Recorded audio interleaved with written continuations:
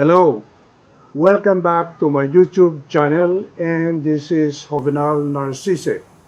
For today's video, I'm going to unbox and present to you a product review of an item that I bought in Singapore during my brief visit there.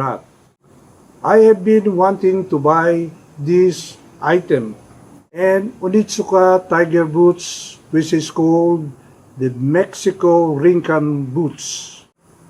I found out about these Mexico Rinkan boots when I visited in the United States last year. And since then, I have been wanting to buy these particular boots. Let me now unbox this item. This is the Onitsuka Tiger Mexico Rinkan boots in black or phantom color.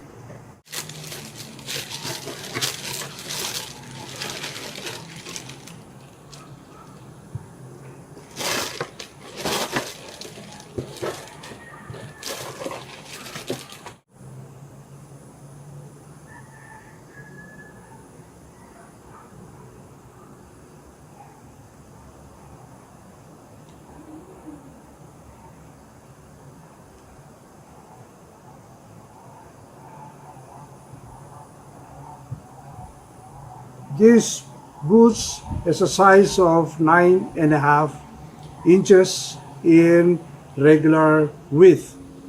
As you can see, the color is black and the leather is glossy. It is a pull tab at the back. There's shoelaces and regular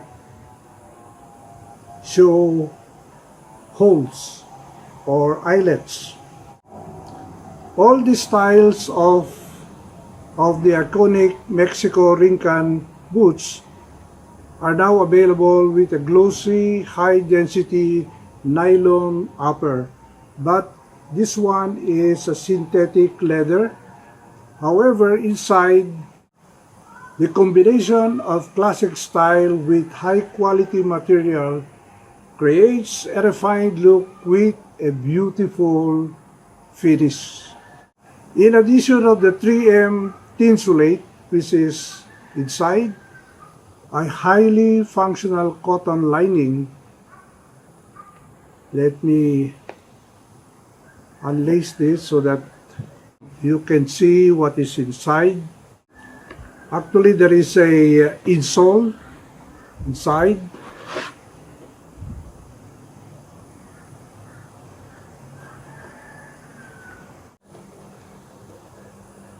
It has an insole inside, and it is color blue. It has a functional cotton lining with excellent heat retention, and it is used as an inner for upper, making this style warm and comfortable to wear even in cold weather. It has a glossy upper.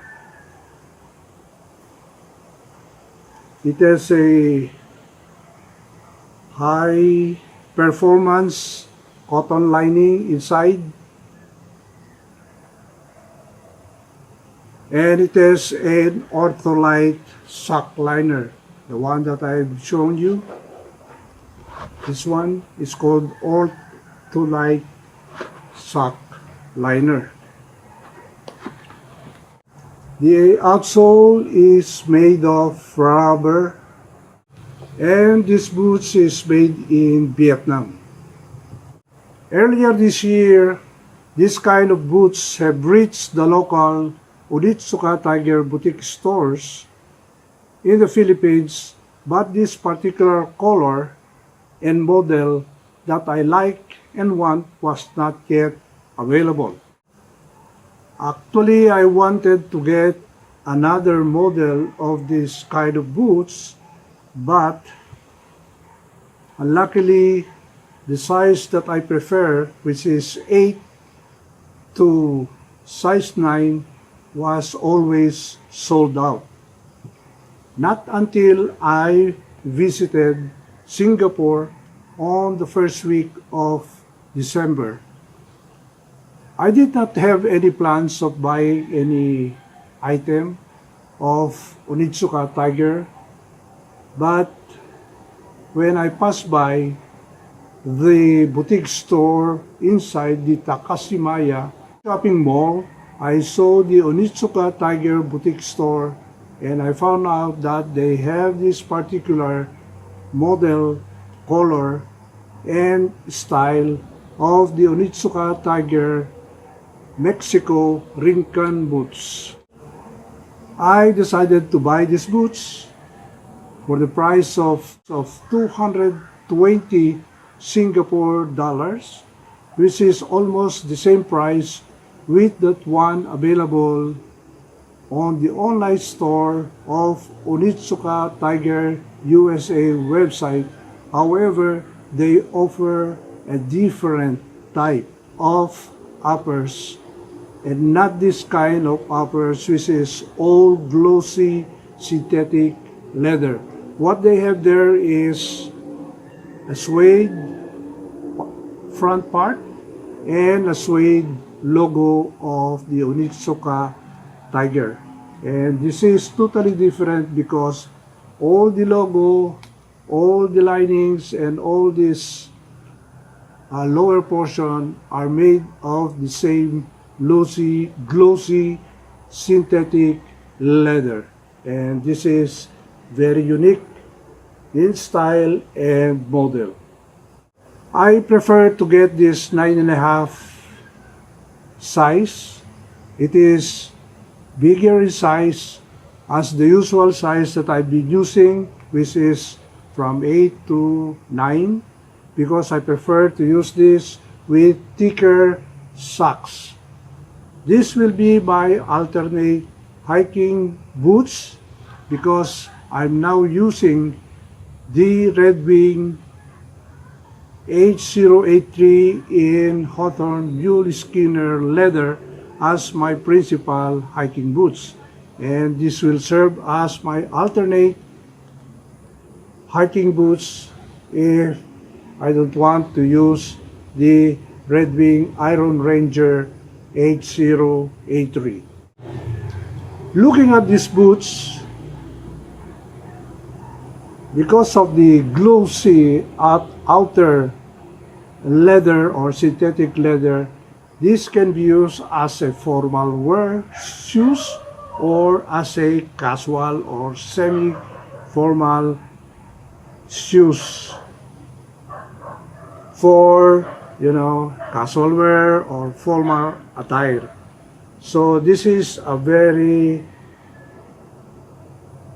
versatile boots for either casual or formal or semi-formal. However, the least that I can do is make use of these boots as my casual boots and as my walking or hiking boots. I believe that this boots is also resolable.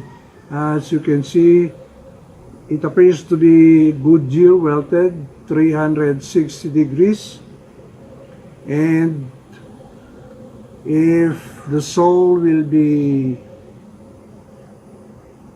broken or destroyed, I will be able to resole these boots with a leather sole or a Vibram sole. So I'll be making an update video on this pair of boots on a regular basis. So maybe it will be every 3 months or quarterly, so that you will be informed of the developments or updates on how I use these Mexico Rinkan boots from Onitsuka Tiger. We'll now proceed with the fitting video, and thank you for watching this channel and this video. If you haven't subscribed, this channel. And if you haven't subscribed to this channel, please subscribe and click that notification bell so that you will be informed of those future videos that I'm going to post. If you have any comments on this pair of boots, please say so on the comment section. Thank you for watching and have a good day. Bye. By the way, these boots comes with 3 shoelaces. One being used here. Other one is a very soft cotton lace. And the other one is colored red or maroon. Very nice touch from Onitsuka Tiger and from this particular boots, which is Mexico Rinkan boots.